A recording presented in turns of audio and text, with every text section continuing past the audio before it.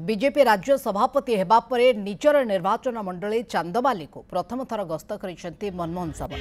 प्रथमे पीरहाट बिंधा बजार में पहुंचवा परे कर्मी और शुभेच्छु मानक द्वारा श्री सामल को भव्य स्वागत संबर्धना करा जायतिला। ए गस्त समय मनमोहन सामल सहित नगर उन्नयन मंत्री कृष्णचंद्र महापात्र, भद्रक जिला सांसद अभिमन्यु सेठी, भद्रक विधायक सीतांशु महापात्र, उच्च शिक्षा मंत्री सूर्यवंशी सूरज प्रमुख उपस्थित थे। भद्रक चांदमाली मुख्य रास्तार गदी, खेरंग, नालगुंडा, दिगछिया, मातो एवं उग्रतारा इत्यादि स्थान में बहु संख्यार कर्मी मैंने उपस्थित रही मनमोहन सामल को स्वागत करते।